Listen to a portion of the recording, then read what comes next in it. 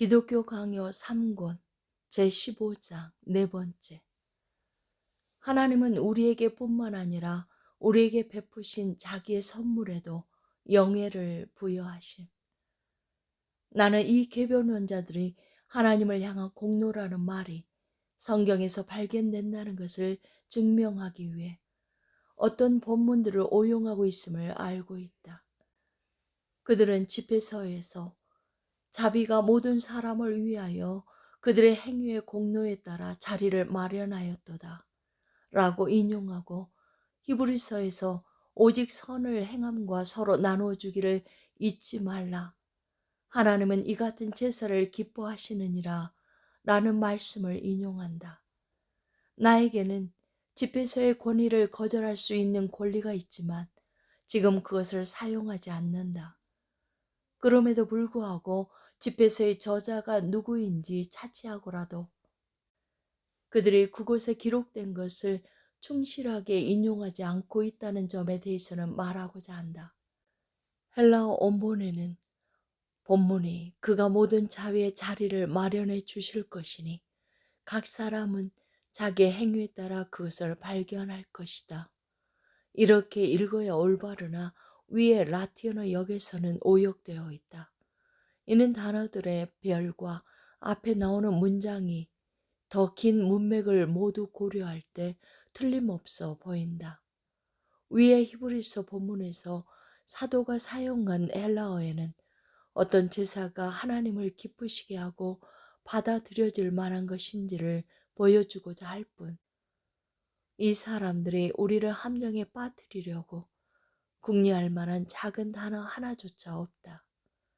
우리의 교만에서 비롯되는 무례함을 억제하고 가라앉히기 위해서는 성경의 공식을 뛰어넘을 정도로 과한 가치를 부여하지만 않는 것, 그 하나로도 넘칠 만큼 충분하다. 그런데 우리의 선행에는 언제나 많은 오점들이 흩뿌려져 있으며 그것들로 인해 하나님은 당연히 노여워하시고 우리를 향하여 화를 내신다는 것이 성경의 가르침이다. 그러므로 우리의 선행은 결단코 하나님이 우리와 화목하시도록 할 수도 없고 우리를 향한 그의 자유로우심을 유발시킬 수도 없다. 그럼에도 불구하고 하나님은 우리의 행위를 감찰하시되 자기의 최고 권리가 아니라 자기의 관대하심을 드러내고자 하심으로 마치 그것을 더없이 완전하고 순수한 것처럼 받아들이신다. 그렇기 때문에 우리의 행위는 공로가 없음에도 불구하고 현재의 삶과 다가올 삶 모두에 있어서 무한한 은총으로 보상을 받게 된다. 나는 배운 자들이나 그렇지 않으며 경건한 자들이 선행은 이 생에서 우리에게 부여되는 은혜를 받을 만하지만 오직 믿음의 상급만이 영원한 구원을 받을 만하다고 구별하는 것을 받아들이지 않는다. 왜냐하면 주님은 거의 언제나 수고의 보상과 싸움에서의 면류관을 하늘의 자리에 두시기 때문이다. 다른 한편으로 주님이 우리에게 은혜 위에 은혜를 채우시는 것을 행위의 공로로 돌리고 은혜와 단절시키는 것은 성경의 가르침과는 배치된다. 그리스도는 있는 자는 받아 풍족하게 되고 라고 하시고, 착하고 충성된 종아, 네가 적은 일에 충성하였음에 내가 많은 것을 너에게 맡기리니 라고 말씀하시지만, 동시에 다른 곳에서는 신자들의 소유가 늘어나 풍성해지는 것이 자기의 선하심으로 값없이 베푸시는 선물임을 보여주신다. 그리고 다음과 같이 말씀하신다. 너희 모든 목마른 자들아 물로 나오라. 돈 없는 자도 오라. 돈 없이 값없이 와서 포도주와 젖을 사라. 그러므로 지금 경건한 자들에게 부여되는 구원의 도움과 복 자체도 무엇이든지 순전히 하나님의 은총이다. 그럼에도 불구하고 하나님이 이 복 가운데서와 경건한 자들 가운데서 모두 행위를 명분으로 고려하신다고 증언하신다. 왜냐하면 하나님은 우리를 향한 자기의 사랑의 위대함을 증언하시기 위해서 우리뿐 아니라 자기가 우리에게 주셨던 선물들도 이러한 영에 합당한 가치가 있게 하시기 때문이다. 다섯 번째, 그리스도가 유일한 구원의 터이며 시작이자 완성임. 만약 이 사안들이 지난 시대의 적절한 질서를 쫓아 잘 다루어지고 설명되었다면 그토록 많은 소요와 분파가 생기지 않았을 것이다. 기독교 교리를 세워감에 있어서 우리는 바울이 고린도 신자들 사이에 자리를 잡아 둔 터를 지켜내야 한다. 이 닦아둔 것 외에 능히 다른 터를 닦아둘 자가 없으니 이 터는 곧 예수 그리스도라. 우리가 그리스도 안에서 지니고 있는 터는 어떤 종류의 것인가? 그리스도가 우리 구원의 시작이 되신 것은 그 뒤를 따라 우리가 완성하도록 하기 위함이었는가? 그리스도는 우리가 자신의 힘으로 그 일을 수행하게끔 단지 길을 여셨을 뿐인가? 결코 그렇지 않다. 바울이 조금 앞에서 설명했듯이 하나님이 그리스도를 우리에게 주셔서 우리가 그를 고백할 때 그가 우리를 위한 의가 되신다. 그리스도 안에서 견실한 의를 지닌 자만이 그에게 터를 잡고 잘 지탱하게 된다. 왜냐하면 사도는 그리스도가 보내심을 받은 것은 우리가 의를 얻는 것을 도우시기 위함이 아니라 그 자신이 우리의 의가 되기 위해서라고 전하기 때문이다. 실로 사도는 영원 전부터 곧 창세 전에 하나님이 그리스도 안에서 우리를 택하사 우리 자신의 공로가 아무것도 없음에도 불구하고 그 기쁘신 뜻대로 우리를 구원하셨다는 사실, 그리스도 자신의 죽음으로 자기가 죽음의 저주로부터 구속되었으며 멸망으로부터 자유롭게 되었다는 사실, 하늘의 아버지의 의의 자녀와 상속자로서 그에게 이방되었다는 사실, 그리스도 자신의 피를 통해 우리가 아버지와 화목하게 되었다는 사실, 그리스도의 보호에 맡겨져 우리가 멸망과 사망의 위험으로부터 구출되었다는 사실, 이렇듯 그리스도께 접붙임을 받아 우리는 이미 소망을 통하여 하나님의 나라에 들어가 그렇게 영생의 동참자가 되었다는 사실을 전한다. 이것이 끝이 아니다.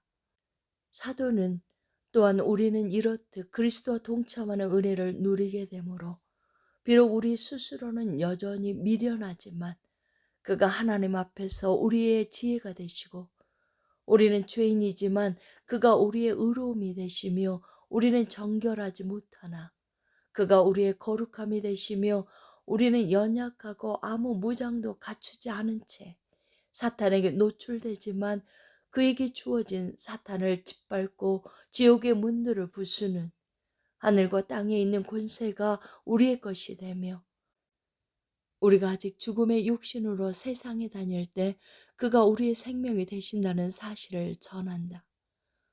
요컨대 그리스도께 속한 모든 것이 우리의 것이고 그 안에서 우리는 모든 것을 가지게 된다.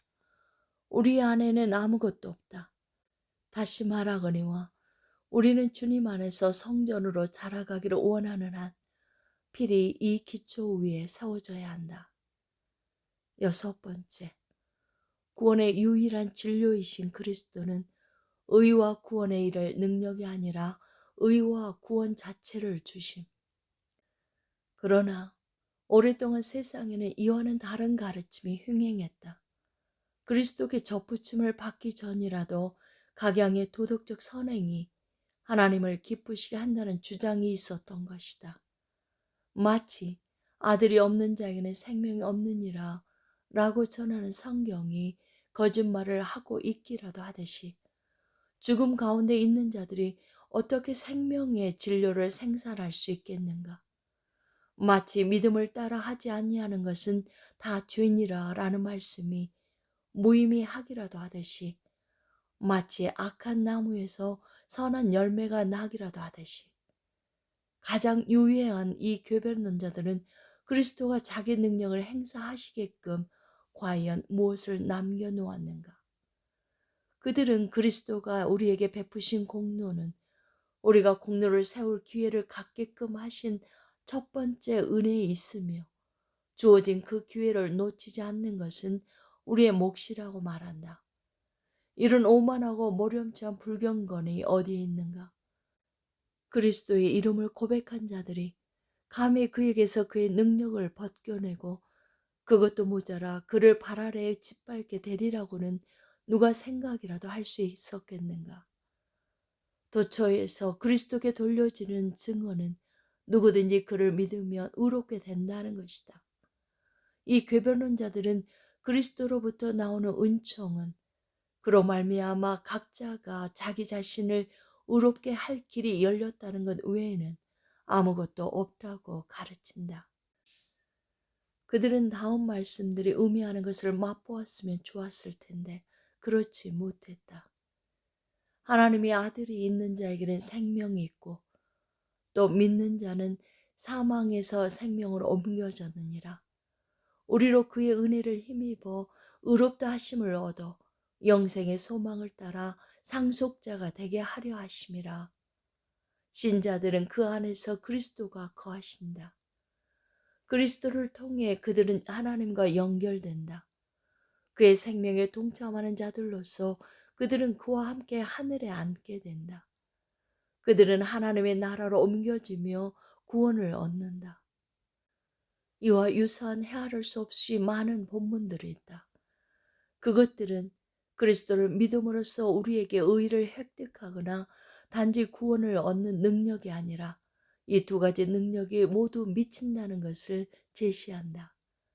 그러므로 당신이 믿음을 통하여 그리스도께 접붙임을 받게 되는 순간 동시에 당신은 하나님의 자녀, 하늘의 상속자, 의의 동참자, 생명의 소유자가 된다.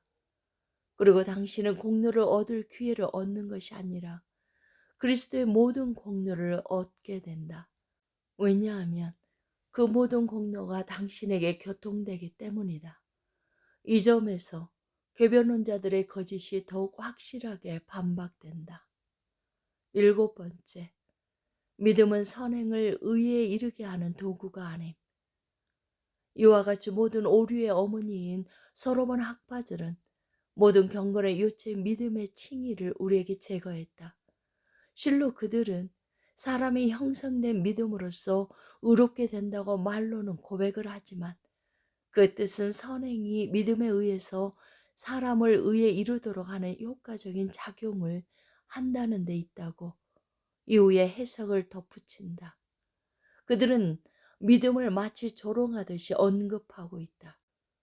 믿음이 성경에서 빈번히 반복되어 나타나니 그것에 대해 침묵하고 넘어가면 크게 황망해할 수밖에 없겠거니 생각하고 마지못해 이를 입에 올리는 듯하다. 그들은 여전히 이에 만족하지 않고 선행을 찬양하면서 하나님에게서 무엇인가를 훔쳐서 사람들에게 넘겨준다. 만약 선행을 하나님의 은혜의 열매로 간주한다면 그것으로 사람을 높인다고 한들 너무 효과가 미비할 것이고 심지어 그것이 공로라고 불릴 수도 없는 노릇일 것이므로 그들은 그것을 자유의지로부터 도출해 내려고 갖은 애를 다 쓴다. 이를 마치 돌에서 기름을 짜내는 것과 같다. 실로 그들도 제일 원인이 은혜에 있다는 것을 부인하지 않는다. 그러나 그 가운데서도 자유의지를 배제하지 않고 그것을 통하여 모든 공로가 존재한다는 주장을 여전히 계속한다. 후기 궤변론자들 뿐만 아니라 그들의 피타고라스의 롬바르두스 역시 이렇게 가르친다. 그들과 비교해 보면 당신은 롬바르두스를 건전하고 온전하다고 부를 것이다. 그러나 실로 그의 맹목성은 두드러진다. 그는 끊임없이 자기의 입에 아우구스티누스를 올리지만 정작 이 교부가 심지어 선행으로부터 떨어져 나오는 가장 작은 조각 하나도 사람에게 실어 나르지 않으려고 얼마나 많은 관심을 기울였는지에 대해서는 깨닫지 못한다. 앞서 자유의지에 대해서 논했을 때 우리는 이 사안에 대한 아우구스티누스의 증언을 몇몇 인용했다. 그의 작품들에는 유사한 말들이 반복해서 나온다. 예컨대 그는 우리 자신의 공로는 그것조차 하나님의 선물이므로 결코 자랑해서는 안 된다고 우리를 금한다. 그는 우리의 모든 공로는 단지 은혜에 속할 뿐, 우리의 넉넉함을 통해서가 아니라 전적으로 은혜를 통하여 얻게 된다고 말한다. 롬마르투스는 성경의 빛을 보지 못한 소경이었다. 그는 성경에 대한 훈련을 그리 성공적으로 받지 못했음이 분명하다.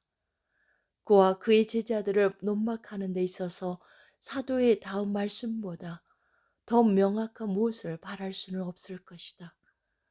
여기에서 사도는 그리스도인들의 모든 자랑을 금하고 왜 그것이 잘못되었는지 덧붙인다.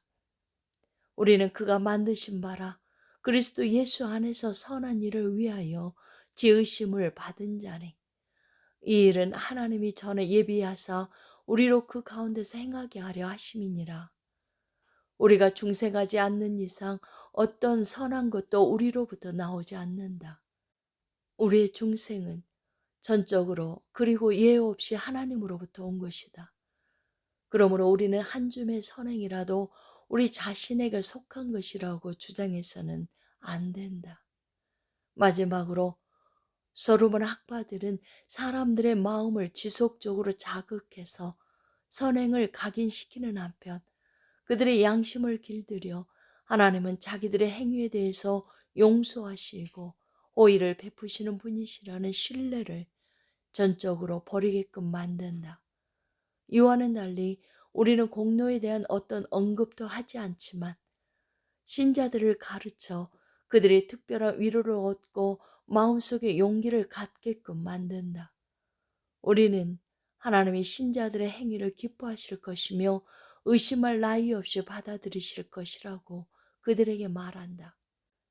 그러나 그 가운데서도 우리는 어떤 사람도 믿음이 없이는, 즉 마음에 확실한 확신을 가지고 하나님을 기쁘시게 할 것이 무엇인지를 먼저 결정함이 없이는 어떤 행위를 시도해서도 안 되고 작수해서도 안 된다고 강하게 요청한다. 8번째, 칭의에 대한 성경의 올바른 가르침과 권고, 그리고 위로. 그러므로 우리는 이 유일한 기초로부터 손가락 들어갈 만큼이라도 멀어지지 않도록 하자. 왜냐하면 기초가 바로 놓여야 지혜로운 건축자들은 그 위에 똑바르고 반듯한 건물을 지을 것이기 때문이다. 우리에게 가르침이나 권고가 필요할 때 지혜로운 건축자들은 하나님의 아들이 나타나신 것은 마귀의 일을 멸하려 하심이라 라고, 하나님께로부터 난 자마다 죄를 짓지 아니하나니 라고, 이방인의 뜻에 따라 행한 것은 지나간 때로 족하도다 라고, 하나님의 택함 받은 자들은 궁율의 그릇으로 뽑혔으므로 자기를 깨끗하게 하면 귀 쓰는 그릇이 되리라 라고 일깨워준다. 그리스도는 다음 한마디의 말씀으로 이 모든 것을 단번에 모두 드러내신다. 누구든지 나를 따라오려거든 자기를 부인하고 자기 십자가를 지고 나를 따를 것이니라.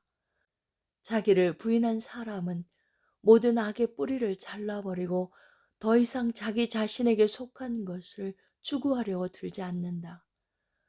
자기 십자가를 진 사람은 모든 인내와 온유로 준비되었다.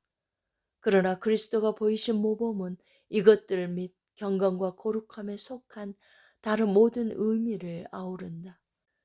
그는 자기를 들여 죽기까지 아버지께 복종하셨다. 그는 자기 자신 전부를 하나님의 일을 완성하는 데 바치셨다. 그는 가슴 전체로 아버지의 영광을 호흡하셨다. 그는 자기의 영혼을 형제들을 위해서 바치셨다. 그는 자기 원수들을 선대하셨으며 그들을 위하여 기도하셨다. 위로가 필요한가? 다음에 놀라운 위로를 주는 말씀이 있다. 우리가 사방으로 우겨쌈을 당하여도 쌓이지 아니하며 답답한 일을 당하여도 낙심하지 아니하며 박해를 받아도 버림받지 아니하며 거꾸로 뜨림을 당하여도 망하지 아니하고 우리가 항상 예수의 죽음을 몸에 짊어짐은 예수의 생명이 또한 우리 몸에 나타나게 하려 함이라. 우리가 주와 함께 죽었으면 또한 함께 살 것이요. 참으면 또한 함께 왕노릇 할 것이요. 우리는 그리스도의 고난을 본받아 그와 같아져 부활에까지 이르게 된다. 하나님이 미리 아신 자들을 또한 그 아들의 형상을 본받게 하기 위하여 미리 정하셨으니 이는 그로 많은 형제 중에서 맏아들이 되게 하려 하심이니라. 그렇기 때문에 사망이나 생명이나 현재일이나 장래일이나 우리를 그리스도 안에 있는 하나님의 사랑에서 끊을 수 없으리라. 이에 그치지 않고 모든 것이 우리 선과 구원을 이룰 것이다. 보라, 이러하니 우리는 하나님 앞에서 사람을 행위로서 의롭다 하지 말자. 하나님께 속한 사람 하나님이 거듭나게 하사 새로운 피조물이 된 모든 사람은 죄의 나라에서 의의 나라로 옮겨간다. 이 증언으로서 그들은 자기들을 향한 부르심을 확정한다. 그리고 나무와 같이 그 열매로 판단을 받는다. 이것이 우리가 말하고자 하는 바이다. 아멘.